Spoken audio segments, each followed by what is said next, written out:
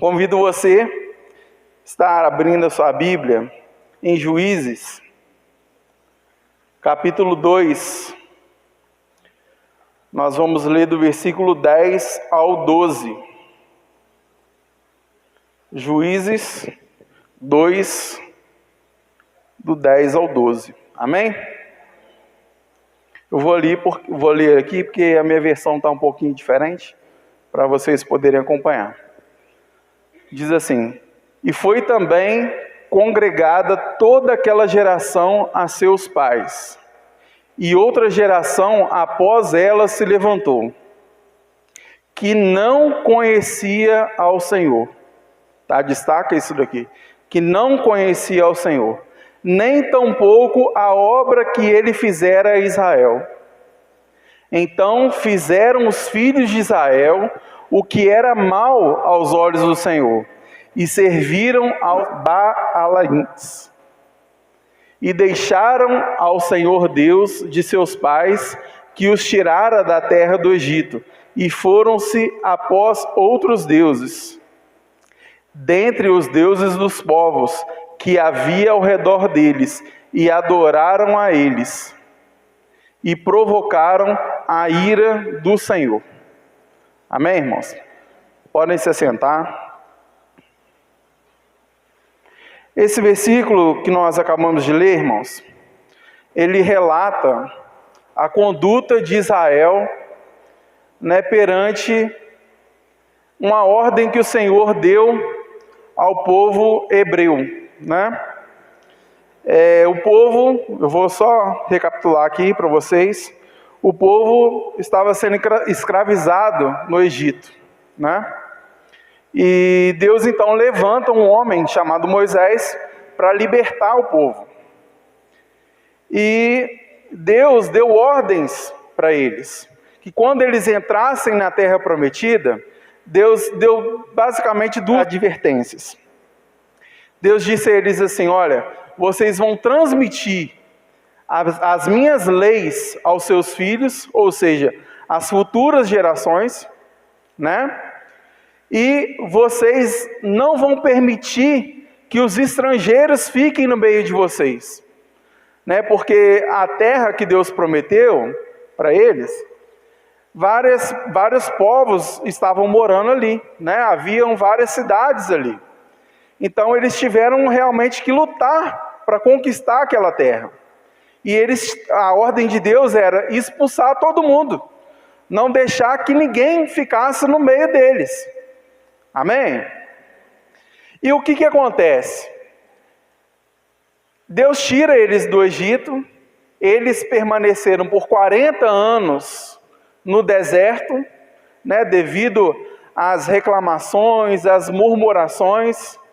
Eles ficaram 40 anos no deserto, e só depois que toda aquela geração que saiu do Egito, aquela geração morreu, porque só ficou ali, quem entrou na terra prometida foi Josué e Calebe. Amém? Josué e Calebe. Então, morreu todo mundo que saiu do Egito. Então, quem entrou na terra prometida foi uma nova geração, Então, eles ainda tinham o conhecimento de Deus. Eles ainda conheciam as obras que Deus fez para libertar eles do Egito. Só que aí eles entraram na terra. E o que aconteceu? Eles descumpriram essa ordem que Deus deu. Deus mandou que eles expulsassem todos que estivessem ali. Mas o que eles fizeram?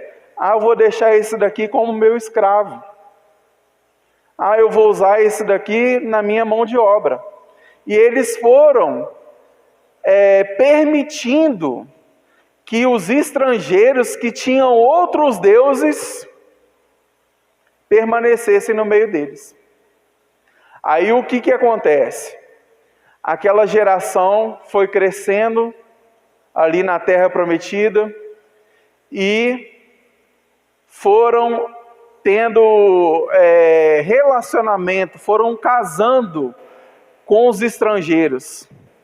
E aí eles já deixavam de transmitir a lei do Senhor. Eles não ensinaram para os seus filhos o que Deus fez, as leis de Deus, os mandamentos de Deus. Então eles passaram a adorar outros deuses e não o Deus de Israel. Amém, irmãos? Estão compreendendo até aqui? Amém? Transmitir, irmãos, transmitir o conhecimento sempre foi uma preocupação, né, do ser humano, né? A gente transmite até mesmo a receita, né? Às vezes a gente vai comer em algum lugar, a pessoa fala assim, esse bolo aqui é receita da minha avó, né? A gente transmite. Então, por que a gente tem essa preocupação? Por que o ser humano tem essa preocupação? Para dar prosseguimento à humanidade. Imagina se todo mundo que morresse levasse consigo o conhecimento. Nós até hoje estaríamos vivendo no período das pedras, né? Então, estaríamos vivendo na caverna, né? Imagina, se todo mundo morresse, o conhecimento dele fosse junto, né? Até tem um pastor que ele fala que o cemitério é o lugar mais rico. Os cemitérios são os locais mais ricos da terra. Por quê? Porque ali tem sonhos, ali tem projetos, ali tem descobertas que nunca foram feitas. Ou às vezes a pessoa até descobriu e ela não passou aquele conhecimento. Ela morreu com aquilo. Então, ali, ele fala que ali é o lugar mais rico que tem na terra, né? Transmitir o conhecimento é uma forma de contribuir para o desenvolvimento humano e para a construção de um mundo melhor, né? E com a fé, irmãos, não é diferente. Nós temos que transmitir, nós devemos nos preocupar em transmitir a fé às futuras gerações. Se nós quisermos que a próxima geração seja abençoada, nós precisamos ensiná-los acerca de Deus. O assunto que nós vamos tratar hoje é transmitindo a fé. Amém? Transmitindo a fé. Irmãos, apesar de nós sermos, né, criaturas limitadas, né, eu tenho o meu limite, você tem o seu limite. Nós somos falhos, né? Nós não temos como explicar Deus. Nós somos criaturas, fomos feitos por Ele. E a criatura não tem como explicar o Criador, né? Até existe uma música que diz assim, né? Ninguém explica Deus, né? Eu não posso, por exemplo, pegar Deus, colocar Ele num potinho, levar Ele no laboratório, fazer uma análise e depois fazer um laudo explicando, olha, Deus é isso, isso e isso. Né? O que nós podemos e devemos fazer é conhecer a Deus através da sua palavra. Porque aqui é a revelação, é o conhecimento. E nós só conhecemos aquilo que Deus permitiu. Né? Eu não posso falar nada além do que está aqui. Né? E todo o conhecimento que nós temos a respeito de Deus, foi Deus que revelou. Amém? O homem, dizem, né? O homem já pisou na lua, né? Dizem, hoje tem uma opção de vídeo aí, falando que não foi, então... mas o homem já foi ao espaço, né? Só que mesmo ele indo tão longe, ele nunca chegou nem perto de Deus. Né? Ele não pode chegar lá, olha, eu vi isso, é assim, assado. Entendeu? Tudo que nós sabemos sobre Deus, foi Deus que revelou a nós. Amém, irmãos? Lá em Romanos 15:4 fala isso. Né? Tudo que foi escrito para o nosso ensino foi escrito, olha ali. Porque tudo que dantes foi escrito para o nosso ensino foi escrito. O que foi escrito? Para que pela paciência e consolação das Escrituras tenhamos esperança. Amém? Um dia eu vi uma charge, eram 2 homens, um assistindo televisão, noticiário, e o outro segurando a Bíblia, lendo a Bíblia. E o que estava vendo o noticiário, ele estava vendo as notícias que não eram boas, né? Igual a gente hoje vai assistir um noticiário e as notícias não são nada boas, né? E ele dizia assim, olha, estamos perdidos, né? Diante das notícias que ele estava tendo, né? E o outro que estava com a Bíblia na mão, lendo a Bíblia, ele na mesma situação, mas lendo a Bíblia. Ele estava falando assim, olha, estamos salvos. Estamos salvos. Então, a fonte que nós temos, ela nos dá uma perspectiva ou de esperança ou de desânimo, né? Então, qual que é a fonte que nós estamos tendo? Para onde nós estamos olhando? Né? Quem tem nos instruído? Em quem você tem buscado conselhos? Né? Isso é muito importante, irmãos. Porque a Bíblia até fala para a gente não buscar conselho com o ímpio, não. Né? Porque o ímpio ele não tem o mesmo pensamento e a sabedoria que Deus dá para nós. Né? Então, tudo que nós sabemos a respeito de Deus, foi Deus quem revelou. Deus, ele se faz ser achado. Né? A Bíblia fala, sereis achados de vós. Jeremias 29, 13 e 14, diz assim, olha, e buscar-me-eis e me achareis quando me buscardes de todo o vosso coração. E a parte A aqui, olha, e serei achado de vós, diz o Senhor. Deus, ele se faz ser achado. Amém? Quando eu estava preparando essa mensagem, eu lembrei, semana passada, o Arthur e a Eloá, eu estava em casa, né? Aí eles falaram assim comigo, vamos brincar? Vamos brincar, fica assim o dia inteiro, vamos brincar. Aí eu falei assim, então tá, vamos brincar de quê? Vamos brincar de pique-esconde. Aí eu falei assim, meu Deus, tem que correr. Eu não posso emagrecer mais do que isso. Né, gente? Não posso emagrecer mais. Aí de tanto eles insistirem, eu falei assim, então vamos brincar então. Aí já começa comigo, né? E tem uma opção de lugar para eles esconderem lá. Aí eu contei lá, virado para a parede. E aí, eu não nasci ontem, né, gente? Eles são mais novos, né? Aí eu contei e eu não estava muito afim de procurar, né? Aí eu gritei assim, lá vou eu, posso ir? Aí eu escutei uma voz assim, pode vir! Já me falaram onde eles estavam.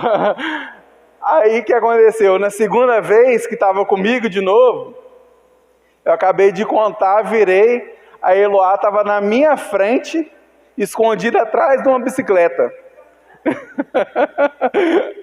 Aí eu olhei assim, tadinha, eu falei assim, eu vou fingir que eu não vi, porque para não desanimar ela, né, vou dar um pouquinho mais de tempo, né? Vou fingir que eu não vi ela. Aí eu falei, vou procurar o Arthur. Aí eu tô assim, fingindo que eu não vi ela, e ela tá assim. Eles me chamam de Jô. Ela me chama de tio Jô. Aí ela tá assim, aqui tio Jô, aqui, eu tô aqui, me acha aqui Jô, me acha aqui. Aí eu falei assim, ela tá querendo que eu, né, encontre ela. Aí eu falei assim, Eloá tá aqui, ó, ela, isso, agora eu vou lá que eu vou te ajudar a procurar o Arthur. Né? Então o que isso quer, que eu lembrei, irmãos? A Bíblia fala aqui, olha ali, e serei achado de vós, diz o Senhor. Amém? Deus não se esconde de nós. Em tempos difíceis, né, que nós não sabemos quem procurar, quem recorrer, Deus está assim, olha, eu estou aqui. Né? Eu estou aqui, Sara. Estou aqui, Arthur. Estou aqui, Eduardo.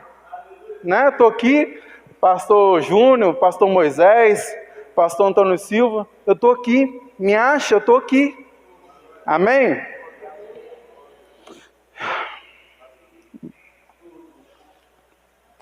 Quando buscamos a Deus, Ele se faz ser achado.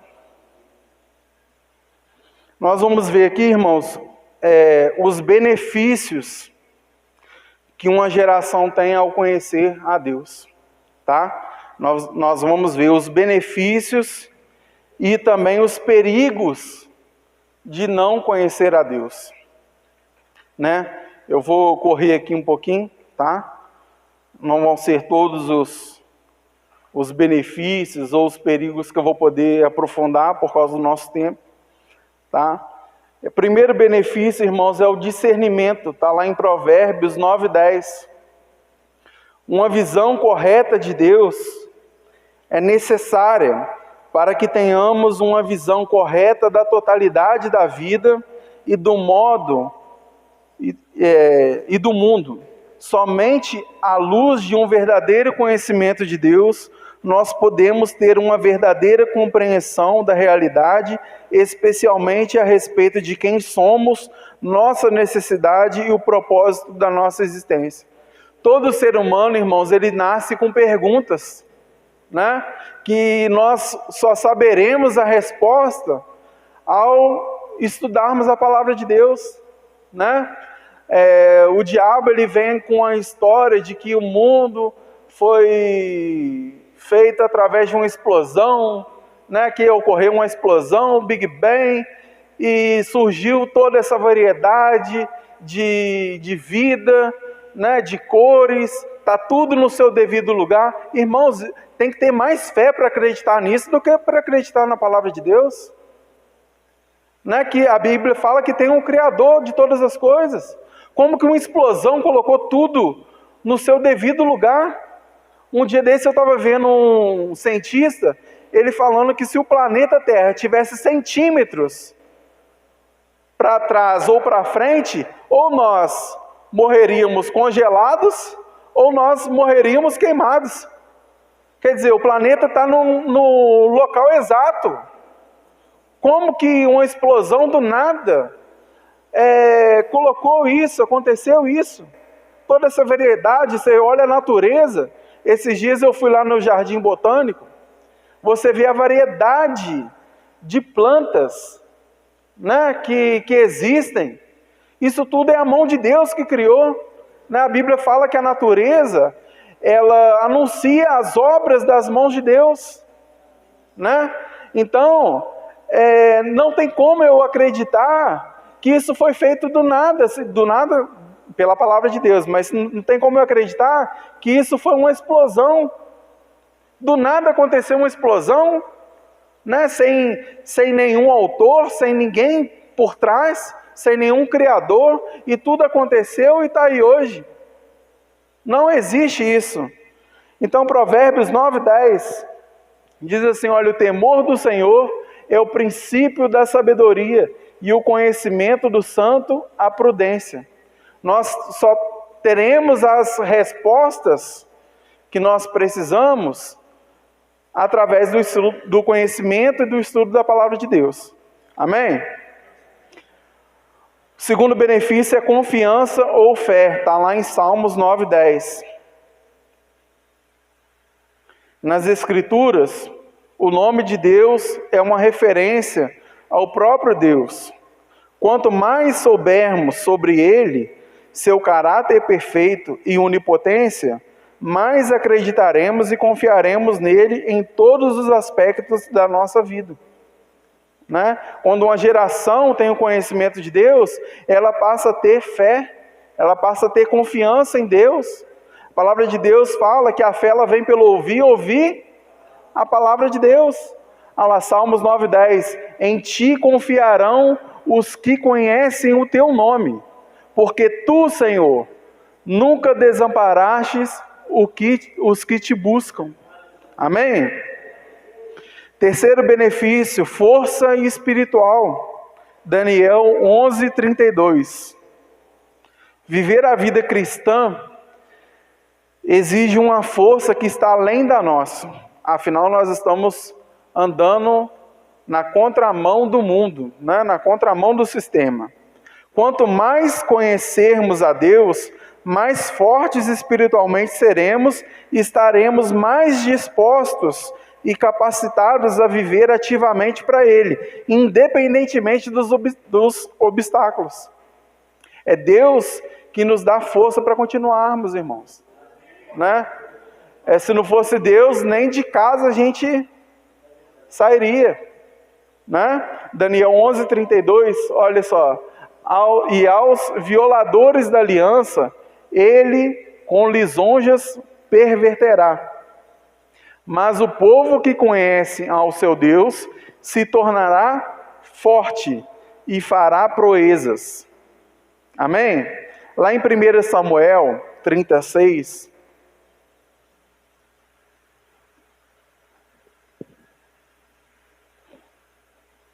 Davi, ele estava passando por um momento muito difícil, né? Olha ali, Davi muito se angustiou porque o povo falava de apedrejá-lo. Porque a alma de todo o povo estava em amargura, cada um por causa dos seus filhos e das suas filhas.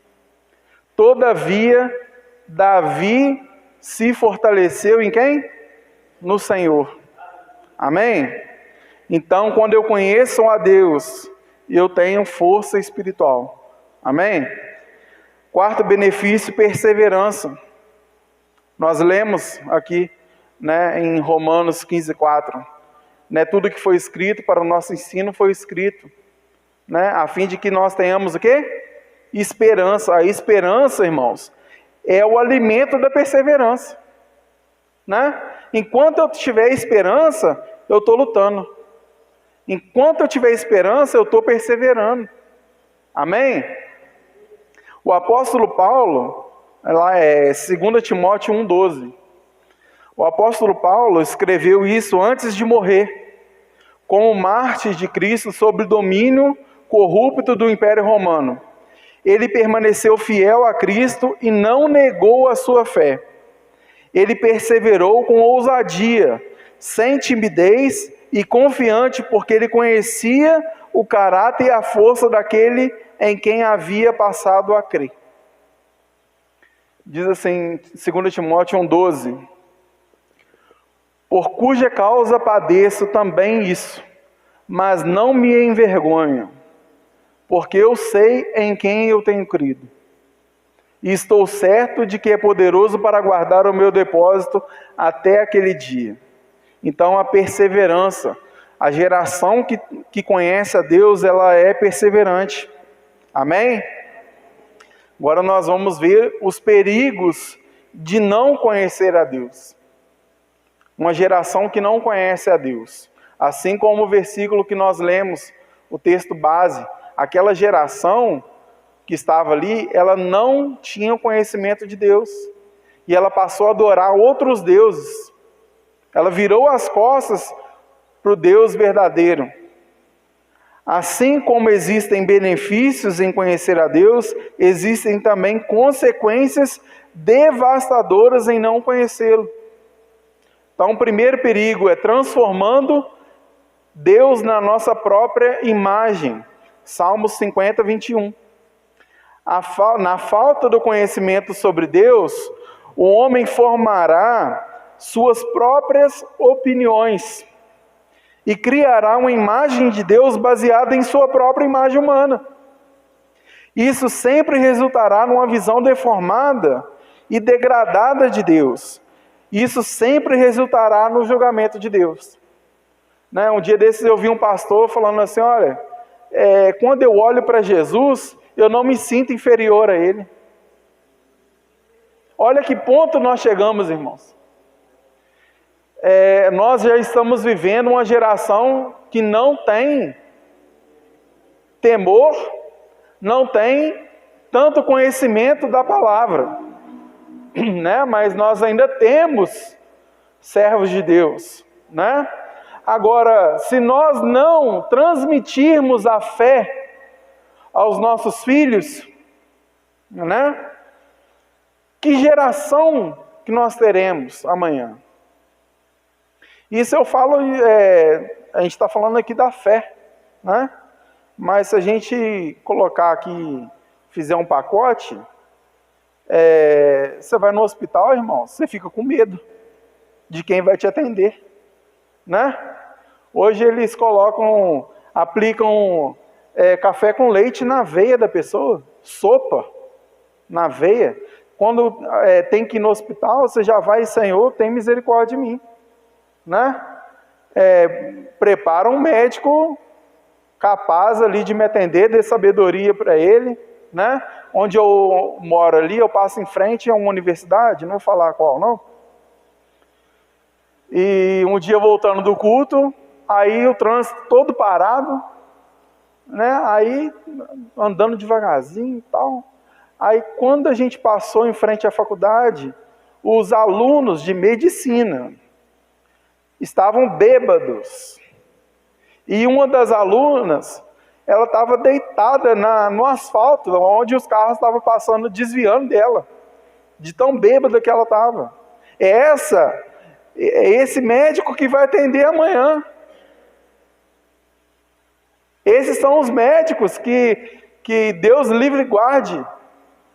A gente precise amanhã, são eles que vão estar lá. Misericórdia, meu Deus. Misericórdia. Salmo 50, 21. Estas coisas tens feito, e eu me calei. Pensavas que era tal como tu, mas eu te repreenderei, e as porei por ordem diante dos teus olhos. É o que eu falei, eu vi o pastor falar, olha, quando eu olho para Jesus, eu não me sinto inferior a ele. Né, irmãos, que geração é essa? Né? O segundo perigo, adoração falsa, João 4, 22. A idolatria acontece sempre que adoramos qualquer coisa ou pessoa que não seja o Deus vivo. Na falta do conhecimento de Deus, mesmo aqueles que se identificam como cristãos estão sujeitos a caírem nesse erro. Né? São amuletos. Hoje tem igreja que deixa Deus de lado, aí a pessoa confia plenamente num lenço ungido, né? Numa rosa ungida, num líder, né, irmãos? Isso ele está criando ídolos para eles. Vós adorais o que não sabeis, nós adoramos o que sabemos, porque a salvação vem dos judeus.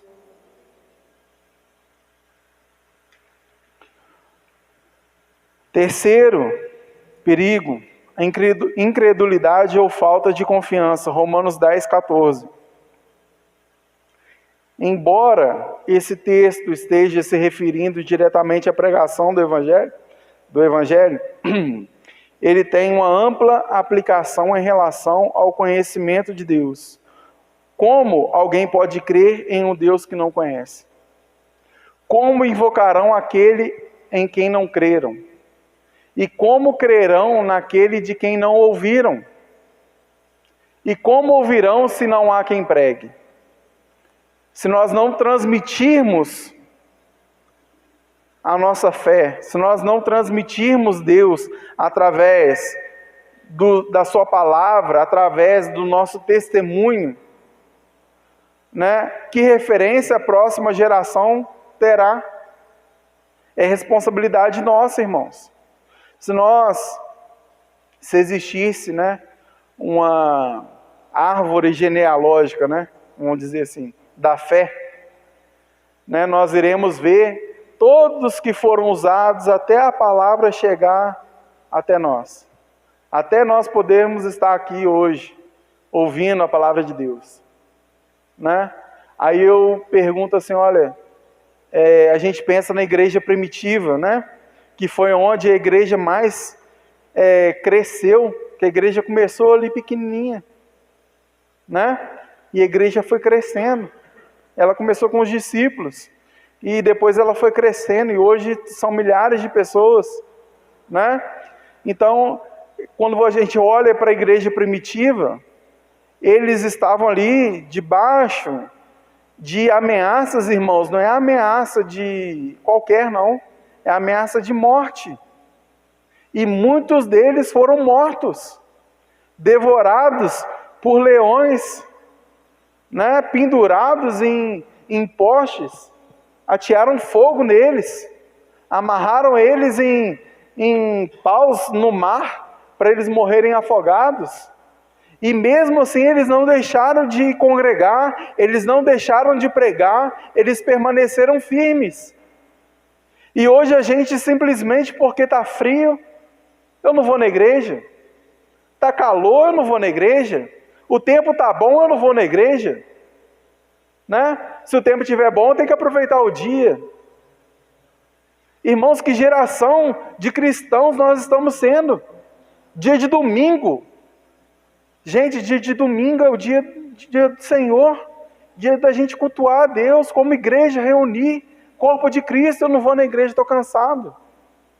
Irmãos, nós estamos sendo uma geração muito fraca.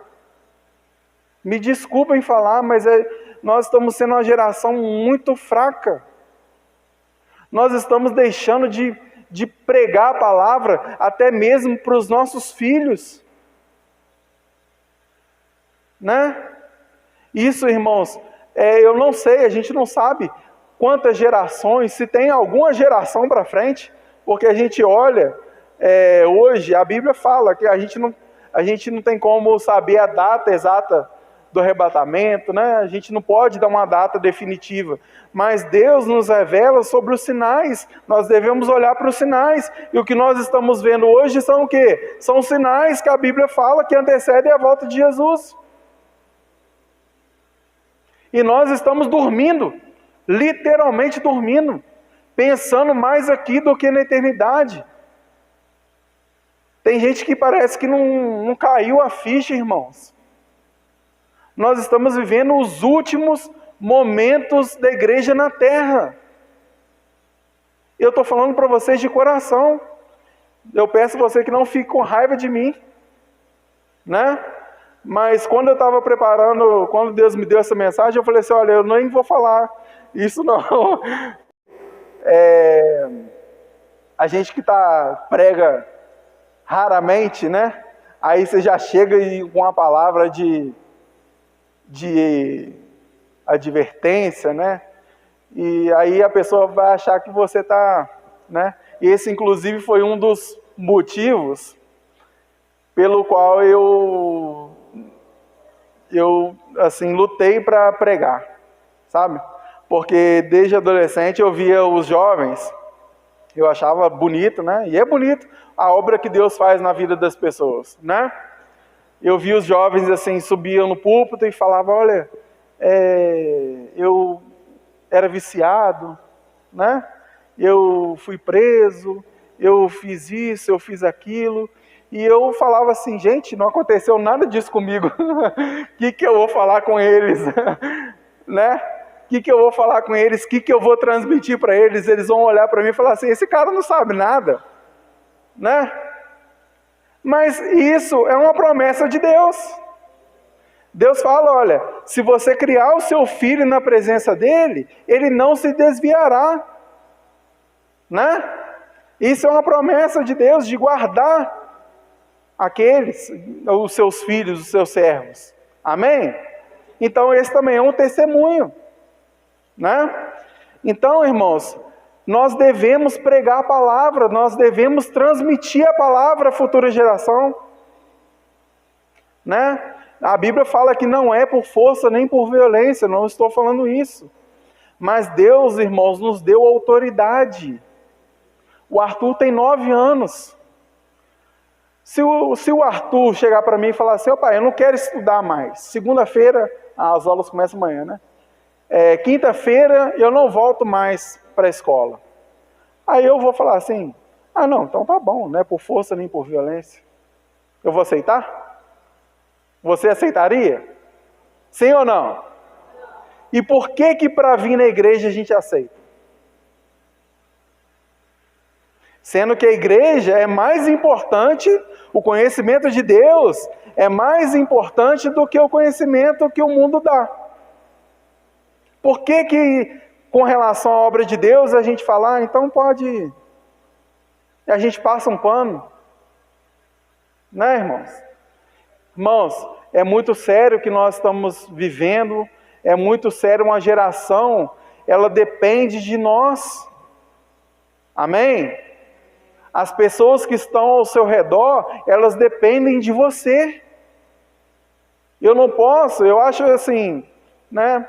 Eu já vi muito isso acontecer várias vezes, né?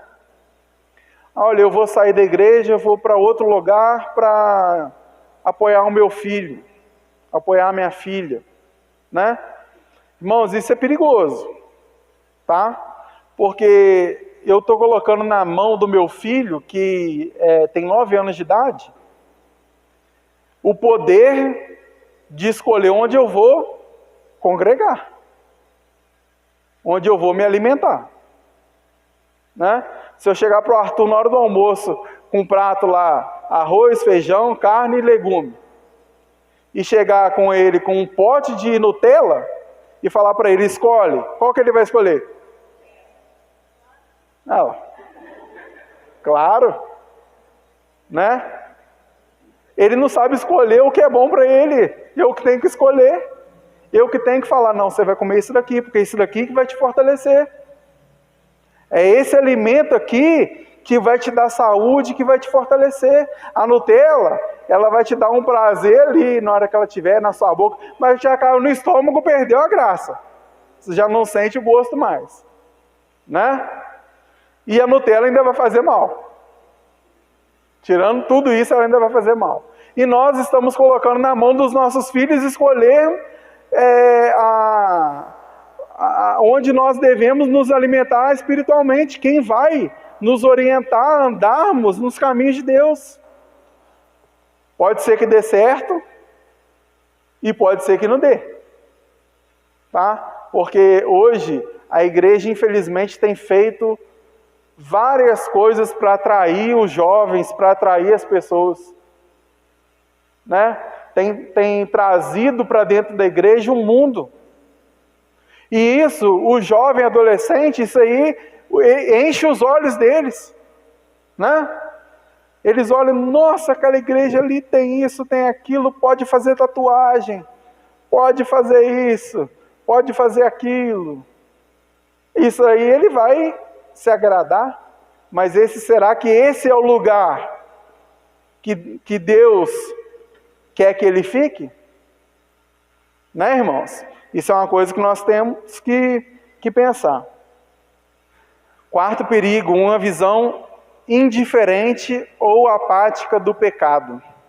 1 Coríntios 15, 34. O apóstolo Paulo repreendeu a igreja de Corinto porque havia alguns cristãos confessos entre eles que não tinham um real conhecimento sobre Deus. Essa ignorância a respeito de Deus resultou em 2 perigosas e vergonhosas consequências. A primeira, eles não eram sóbrios como deveriam. Sobriedade aqui, irmãos, é porque eles não conheciam a Deus, andavam vivendo como sonolentos. A igreja de hoje está dormindo, sonolentos ou bêbados em relação aos perigos do pecado. O segundo, que eles cometiam, eles eram pecadores. Pecador, o pecado, irmãos, vem da palavra grega, amartano, a qual significa errar o alvo.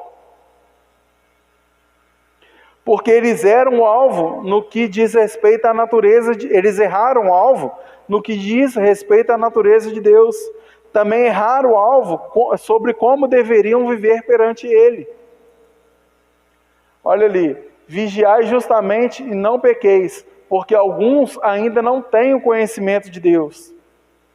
Digo, para vergonha vossa, né? Eles tinham comportamentos que não condiziam com o comportamento que a Bíblia diz que nós devemos ter. Né? É hoje que nós estamos vivendo, a igreja tem trazido o mundo aqui para dentro. Aqui você pode, hoje a pessoa, ela tem vários tipos de igreja que ela pode escolher, né? Em um lugar ela vai, não pode fazer isso, não pode fazer aquilo, mas não é a igreja que está falando, é a palavra de Deus que está falando, né? Não existe, irmãos, cristianismo, não existe conversão sem arrependimento, sem nós abdicarmos do pecado. Não existe isso. né? E hoje tem igreja para todo tipo. Aqui você pode. Aí às vezes a pessoa não quer abrir mão daquela conduta, então ele vai para um lugar que dá respaldo àquele pecado que ele comete. Isso é perigoso, né? O quinto perigo é a ilegalidade. Refere-se ao estado de alguém que vive fora da lei ou da vontade de Deus. Provérbios 29, 18.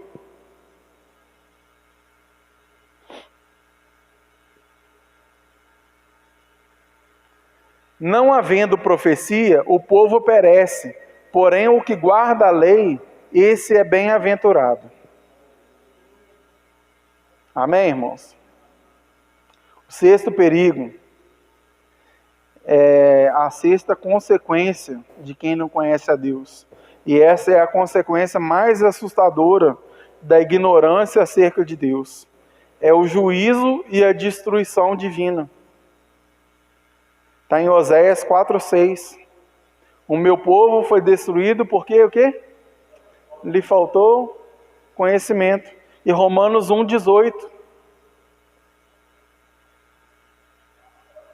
Romanos 1:18. Porque do céu se manifesta a ira de Deus sobre toda a impiedade e injustiça dos homens, que detêm a verdade em injustiça. Nós precisamos, irmãos, e devemos transmitir a fé e o conhecimento de Deus para que a próxima geração não se torne inimiga de Deus. Lá em Romanos 1:30,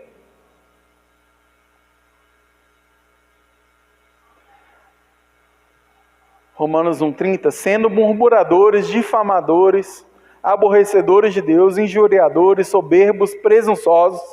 Olha, a gente está vivendo essa geração, será? Hein? Inventores de males, desobedientes aos pais e às mães, nécios, infiéis nos contratos, sem afeição natural, irreconciliáveis, sem misericórdia, os quais, conhecendo o juízo de Deus, que são dignos de morte, os que tais coisas praticam, não somente as fazem, mas também se agradam dos que as fazem. Estão na contramão da palavra de Deus. Praticam o que Deus condena. E nós vimos ali que é o quê? A punição é o quê? A morte. Punição é a morte. Né? E o homem, irmãos, ele não é uma vítima, não. Tá? Porque o homem caído, a Bíblia fala que o homem caído, ele se torna inimigo de Deus. Jesus não pecou, mas o pecado de toda a humanidade estava sobre ele. Por isso, ele foi castigado. Aquele sem pecado se tornou pecado por nós. Né? Romanos 8:7.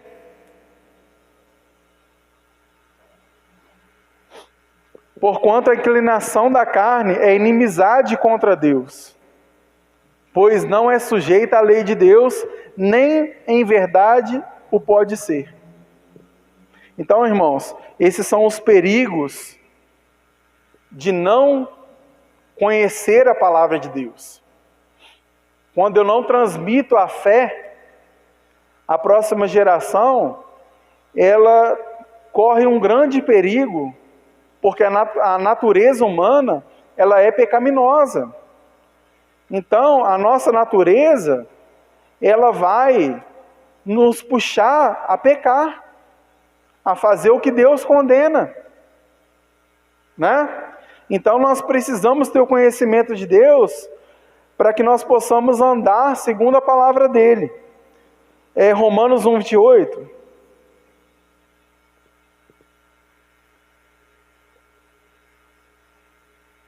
Esse aqui, irmãos, é o pior castigo que nós podemos cometer. É não falar de Deus. Olha só o que diz Romanos 1:28. E como eles não se importaram de ter conhecimento de Deus, assim Deus os entregou a um sentimento perverso para fazerem coisas que não convêm. estando cheios de toda iniquidade, fornicação, malícia, avareza, maldade, cheios de inveja, homicídio, contenda, engano, malignidade, sendo murmuradores, difamadores, aborrecedores de Deus, injuriadores, soberbos, presunçosos, inventores de males, desobedientes aos pais e às mães, nécios, infiéis nos contratos, sem afeição natural, irreconciliáveis, sem misericórdia, os quais, conhecendo o juízo de Deus, que são dignos de morte, que tais coisas praticam. Não somente as fazem, mas também se agradam no que as fazem.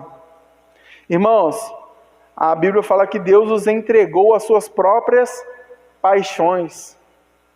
Isso é o maior castigo, irmãos, que uma pessoa pode ter, é não ter correção. Ah, você quer andar no caminho errado? Então vai. Eu conhecendo a verdade, eu conhecendo o que lá na frente a pessoa vai colher, e eu não avisar aquela pessoa do perigo que ela está correndo. Nós pregamos aqui, acho que foi a penúltima vez, né? A urgente necessidade de salvação. Né? A salvação, ela tem o caráter de urgência. Ela é para hoje, ela é para agora. Quem pode falar que amanhã vai estar vivo? Quem aqui pode falar? Eu quero que você fique mais preocupado. Quem pode falar que daqui a 1 hora vai estar vivo? Quem pode falar que daqui a 1 segundo vai estar vivo? Ninguém. Então, irmãos, a sua eternidade, ou a eternidade de toda a humanidade, ela está em jogo. A hora de decidir é agora. Amém? A hora de decidir é agora, irmãos. A hora de decidir é agora. É como se a pessoa tivesse a 200 km por hora no carro, na estrada, e ele não está enxergando um palmo à frente dele.